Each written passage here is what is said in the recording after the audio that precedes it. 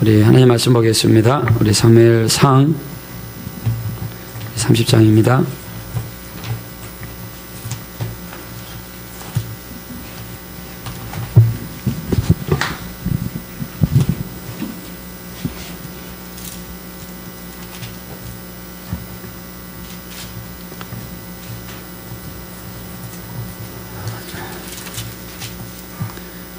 우리 사무엘상 우리 30장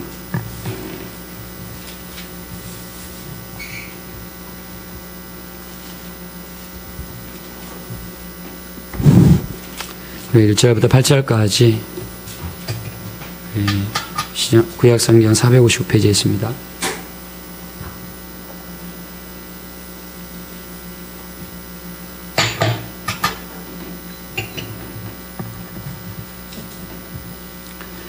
사무엘상 30장 우리 1절부터 8절 교도하겠습니다. 제가 먼저 읽겠습니다.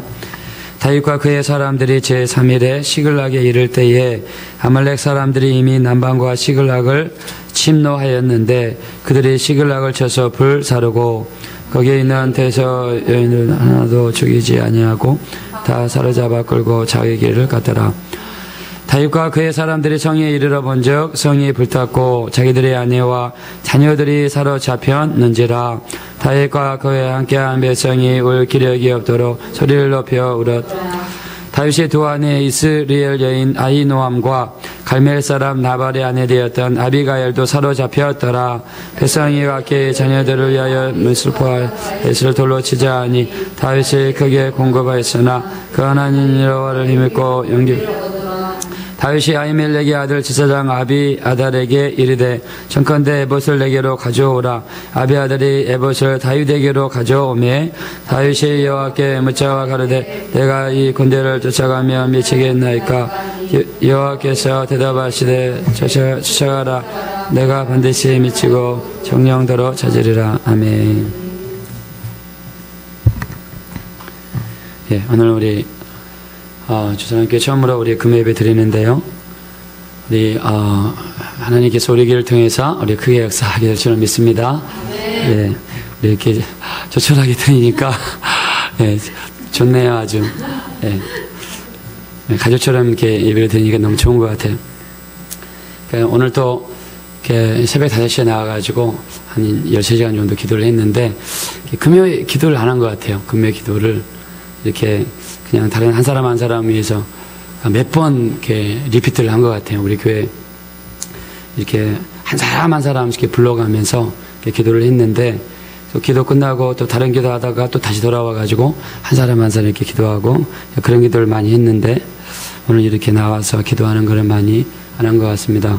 자, 오늘 우리가 성경에 보니까 다윗에 대해서 나와 있죠. 다윗은요, 우리 성경에 다윗에 대한 기록이 굉장히 많이 있습니다. 자, 근데 다윗이 우리 사도행전에 가서 뭐라고 나와 있냐면, 하나님 마음이 합한 자라고 이렇게 성경에 나와 있죠. 자, 우리 성경에 보면, 하나님 마음이 합한 자다. 이렇게 표현한 구절이 다윗밖에 없습니다. 자, 다윗이 하나님 마음이 굉장히 합했던 것 같아요. 그래서 성경에 하나님께서 다윗을 보고 정말 저는 나를 기쁘게 하는 자다. 나를 정말 잘 경배하는 자다. 이렇게 하나님께서 말씀하신 것 같습니다.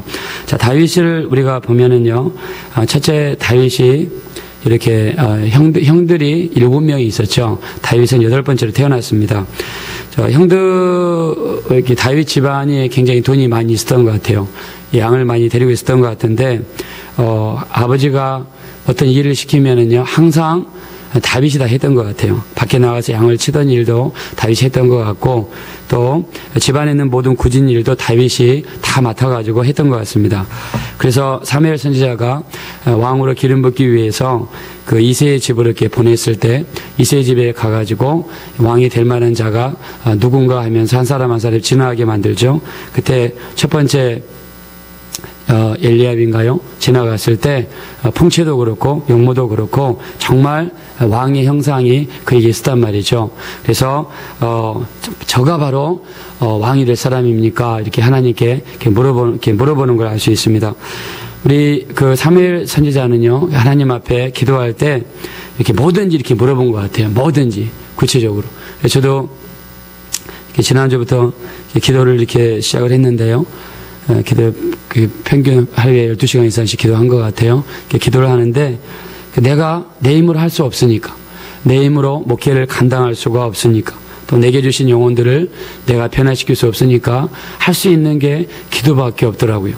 내가 변화시킬 수 없으니까 주님께 맡기고, 내가 할 수 없으니까 주님이 일하시도록 주님이 내 삶 속에 들어오시고, 또 내가 하는 목회에 주님이 들어오시도록 할 수 있는 게 기도밖에 없는 것을 느꼈습니다. 우리가 성경에 기도하는 사람들 보면은요, 이런 것도 기도할까 이렇게 할 정도로 구체적으로 기도하는 경우가 굉장히 많이 있죠. 그래서 사무엘도 딱 보자마자 이 사람이 하나님의 기름 부은 사람이구나 이렇게 생각하고 아마 엘리압을 바로 기름 부었을 수도 있습니다. 근데 사무엘은 하나님 앞에 물어봅니다. 하나님, 이 사람입니까?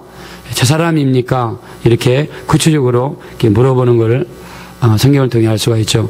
저도 이렇게 기도를 이렇게 많이 하면서 느꼈던 게, 기도를 속사포처럼 기도하면 기도가 집중이 안 됩니다.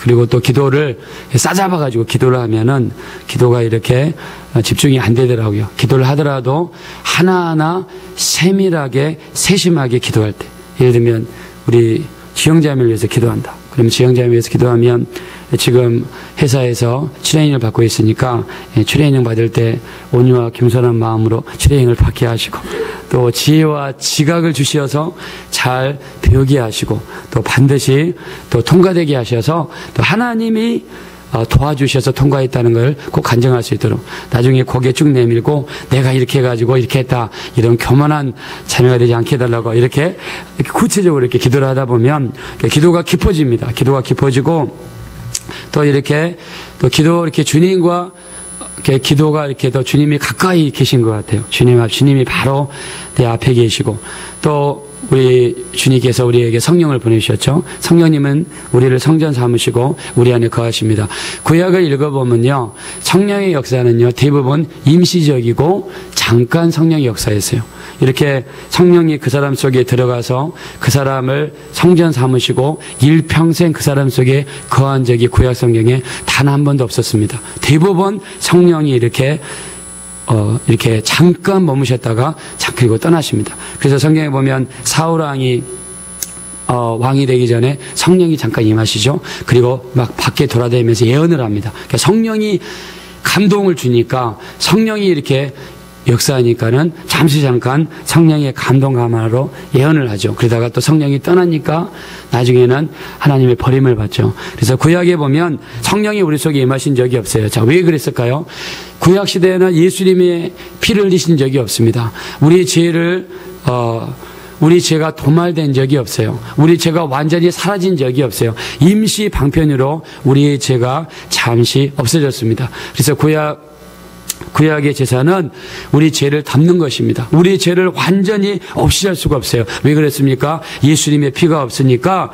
예수님의 피가 없으니까는 죄가 도말이 안 됩니다. 죄가 완전히 사라지지 않습니다. 그러니까는 우리가 거룩하지 못하니까 성령이 우리를 전유로 삼을 수가 없는 거예요. 성령 우리 속에 들어올 수가 없는 거예요.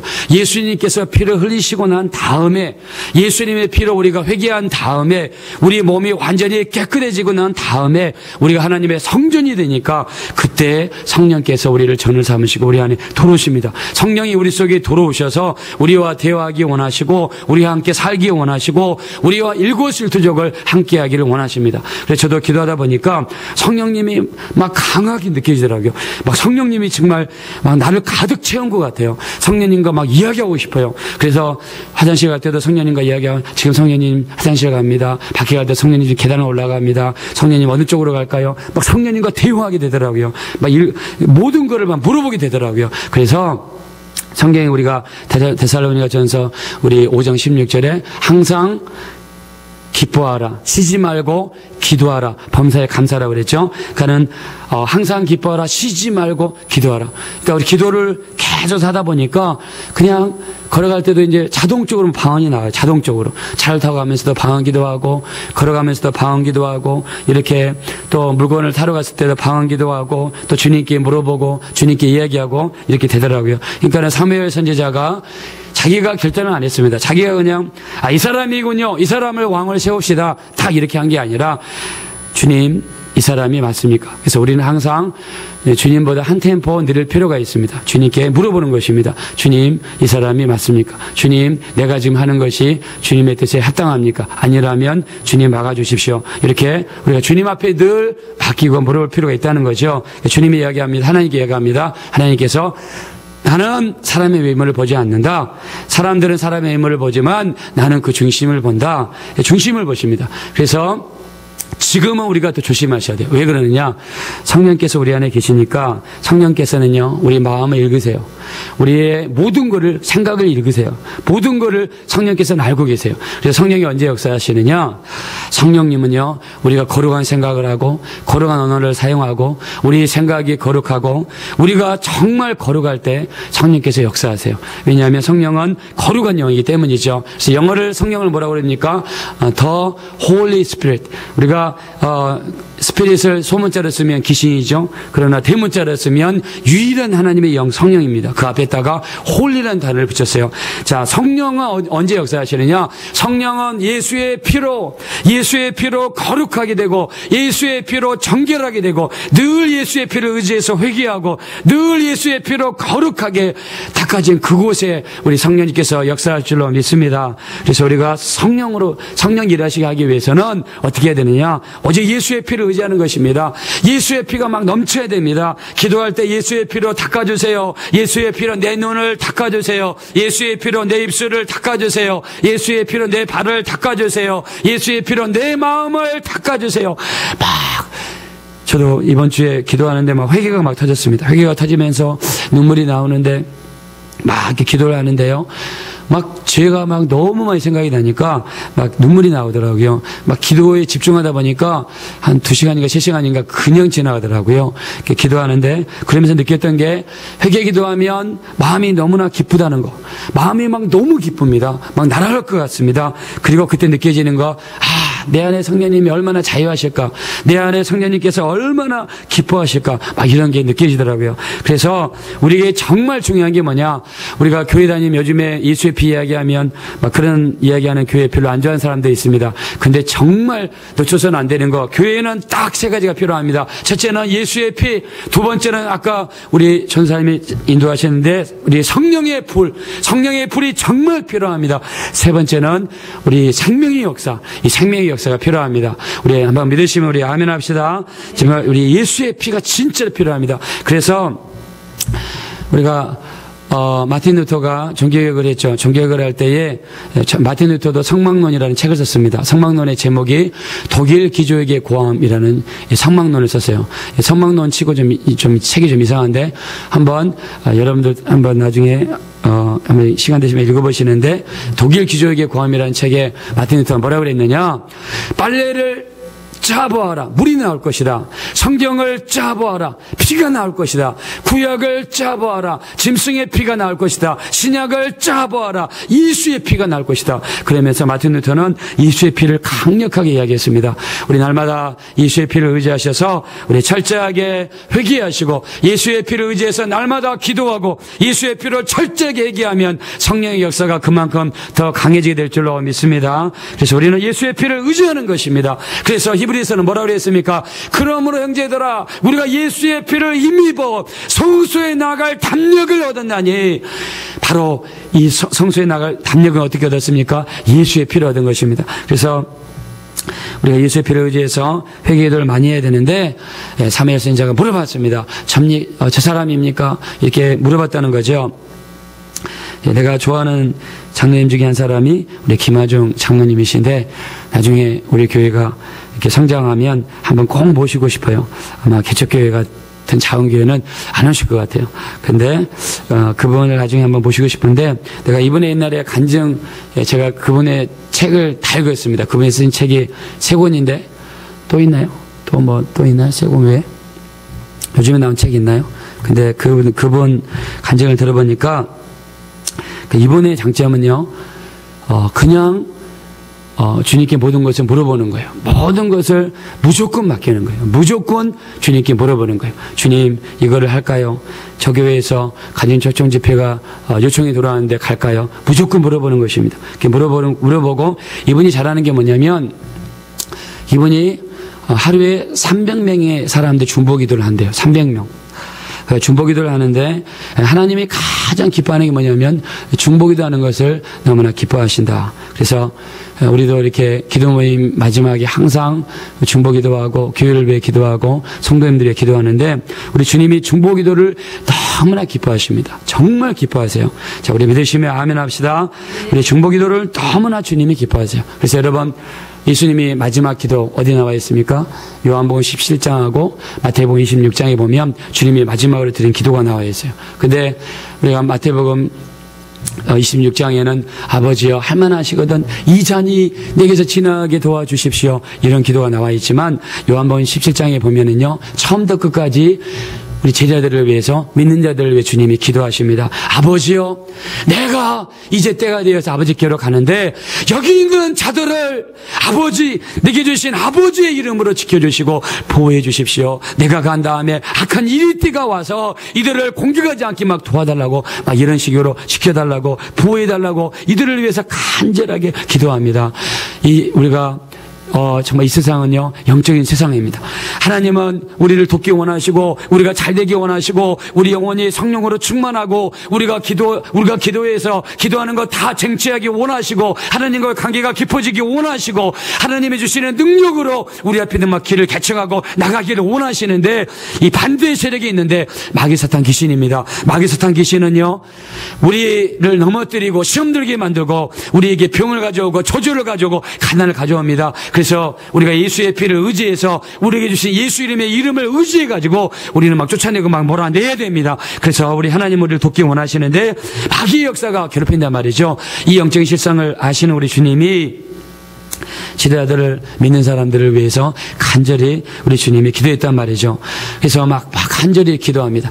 이 김하중 장로님이요, 이렇게 다른 사람을 위해서 기도하는데 자기가 기도하는 사람 중에 중국에 지금은 뭐 장관인가 됐는데 한 사람을 위해서 기도를 했대요. 근데 그 사람이 예수 믿는 사람인데 그 사람을 굉장히 좋아하고 그 사람과 믿음의 교제를 나누고 자기가 이런 이야기를 했는, 이렇게 그런 교제를 가졌는데 이분이 암에 걸렸다는 이야기를 딱 들었대요. 그래서 이분을 위해서 하루도 안 빠지고 계속해서 기도를 딱 하는데 성령님의 음성이 딱 들려오더래요. 성령님 음성이 내가 저를 살려주겠다. 근데 저가 나를 지금 원망하고 불평하고 있다. 그러면서 네가 가서 말해줘라. 막 그러면서 그런 성령님의 음성을 들었대요. 그러니까 다른 사람을 위해서 기도하니까 그 성령님께서 그런 이야기를 그분에게 하신 거예요. 그러니까는 이분이 같은 친구 사이에 말할 수가 없으니까는 이렇게 편지에다가 딱 이렇게 써가지고 그 편지를 딱 그 사람한테 보냈답니다.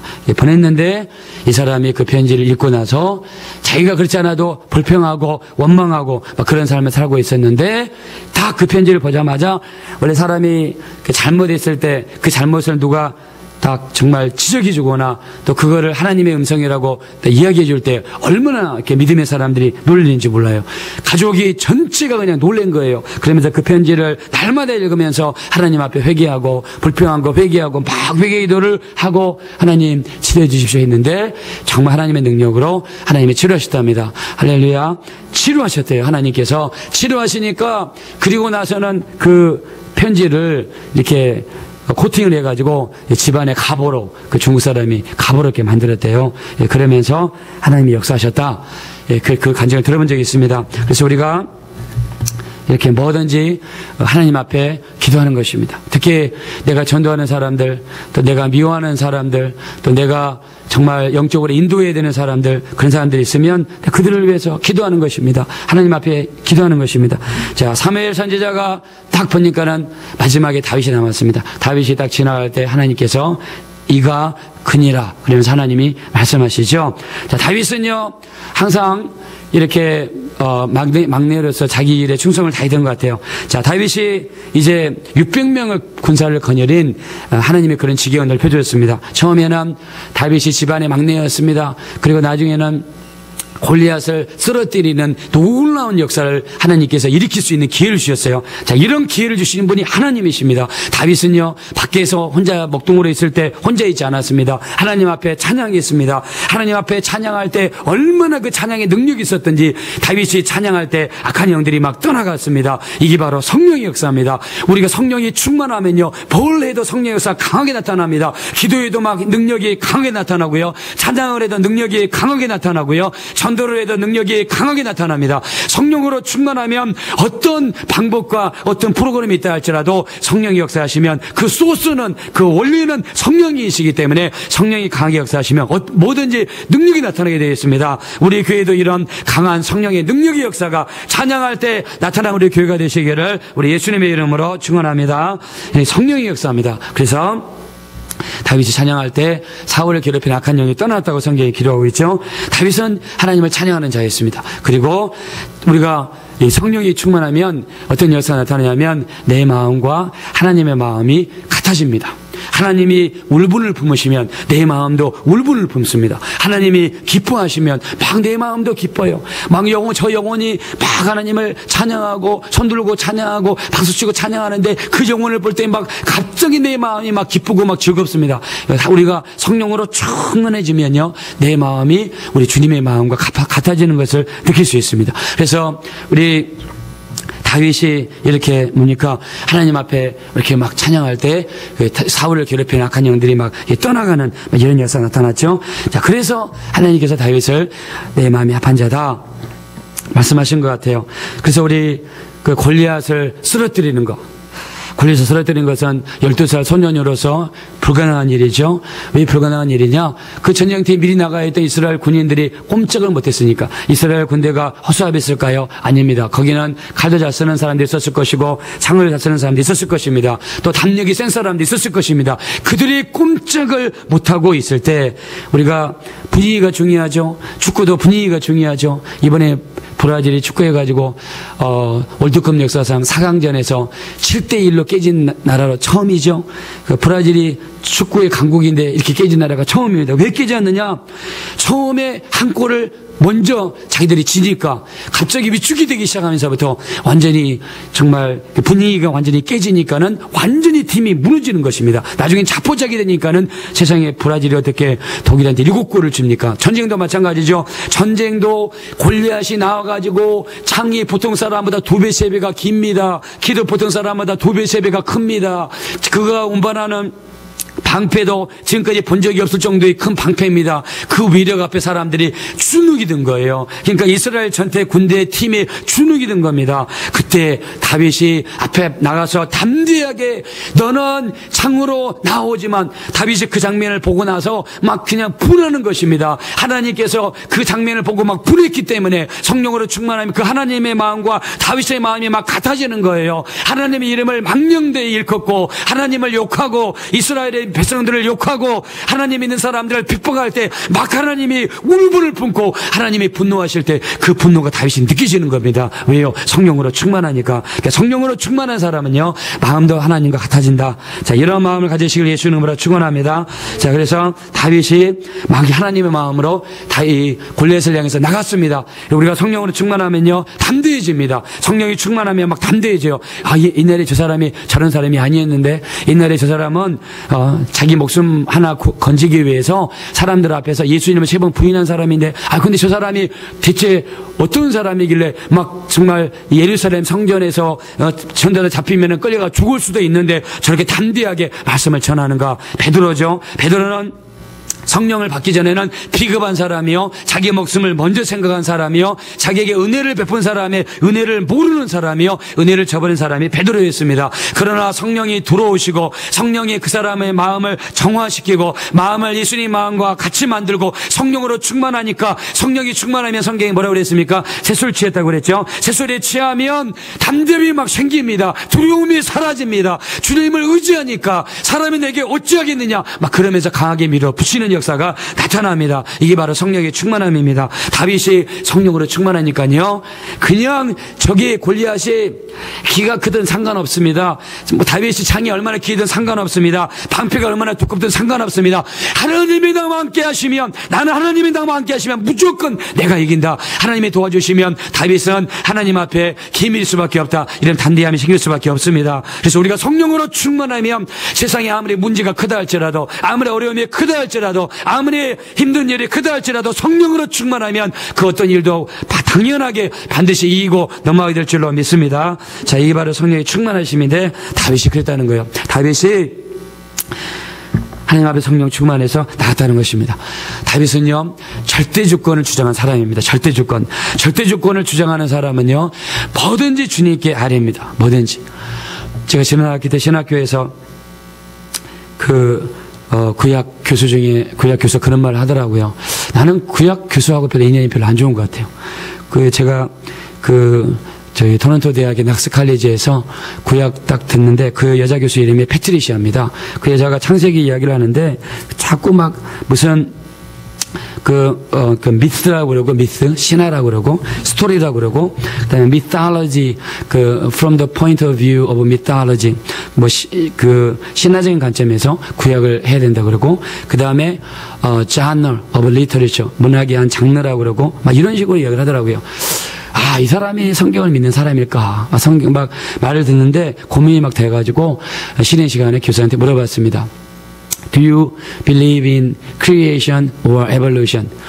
This is my personal question to you. 그러면서 네 진화를 믿느냐, 창조를 믿느냐? 그랬더니 personally I believe in evolution. 그러더라고요. 나는 개인적으로 진화를 믿는다. 딱 그 이야기 듣는 순간에 갑자기 막 가슴이 뛰면서 내가 여기서 배웠다가는 내 믿음이 완전히 자유주의 신앙이 되겠구나. 그래가지고 한 학기 등록금을 냈는데 그 자리에서 학교를 때려치우고 1년 만에 다른 학교로 옮겼어요. 근데 한 학기 반을 다녔는데, 자, 근데요, 우리가 이번 구약 교수가 뭐라고 그러냐면, 왜 하나님 앞에 그렇게, 하나님에게 액을 복고를 하느냐. 이미 하나님이 다 이루어 놓으셨다. 그러니까 우리 기도할 필요가 없다. 그러면서, 왜 그렇게 구체적으로 기도하고 하나님 앞에 맡기고 막 이러냐. 그래서 제가 물어봤습니다. 아니, 제가 김하준 장로님 좋아하니까, 김하준 장로님은 일일이 기도한다고 그러더라고요. 그분이 좀 세상적으로 좀 이렇게 사회적인 좀 배경이 있지 않습니까? 그래서 이제 그 사람을 갖다 댔더니, 그러면서 그거 잘못된 신앙이라고 막 이 사람이 그러더라고요. 잘못된 신앙이다. 그 이야기 듣는데 좌절되더라고요. 이번은 때려치울 수가 없어서 그렇게 해서 들었는데, 그거 빼놓고는 다 괜찮으니까. 자, 근데 그렇게 기도해서는 안 된다 이렇게 이야기를 하더라고요. 자, 근데 우리가 성경을 보면 성경이 중요하죠. 성경에 믿음의 사람들이 어떻게 했는가, 또 믿음의 사람들이 어떻게 기도했는가, 어떻게 하나님을 섬겼는가 되게 중요하죠. 성경은 우리가 하나님을 만나는 방법을 제시해주는 매뉴얼입니다. 자, 우리 믿으시면 아멘 합시다. 자, 성경대로만 하면 됩니다. 다윗은 절대 주권을 주장한 거예요. 절대 주권. 절대 주권은 뭡니까? 내 일을 내가 결정하지 않고 하나님이 결정하도록 하고, 하나님이 일하시도록 하고, 하나님으로 일하시도록 내가 기도하는 거, 하나님께 모든 걸 맡기는 게 바로 절대 주권입니다. 오늘 성경의 본문의 말씀이 뭡니까?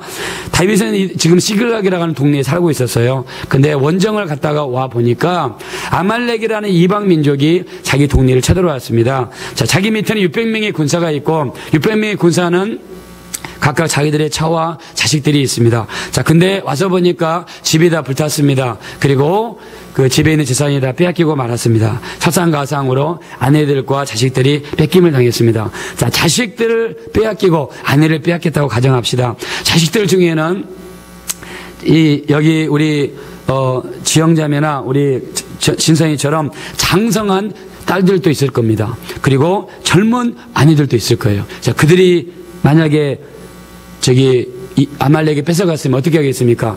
그 아말렉 사람들이 놀이감밖에 안 되는 거예요. 그리고 종으로 팔려가는 겁니다. 그러니까 얼마나 정말 가정이 찢어지고, 정말 천인공노할 만한 사건이 몰라요. 그러니까 생각을 해보세요. 정말 내 사랑하는 아내, 내 사랑하는 딸, 내 사랑하는 아들, 내 사랑하는 정말 가족이 뺏겨가가지고 처참하게 마음도 유린당하고 몸도 유린당하고 그러다 생각을 해보세요. 얼마나 힘들겠어요. 나 같으면 막 머리가 돌 것 같아요. 막 이런 마음을 있으니까 자, 사람들의 반응이 나와 있습니다. 자, 우리 한번 4절 봅시다. 4절. 자, 우리 한번 목소리 큰 시선 자매가 크게 한번 읽어주세요.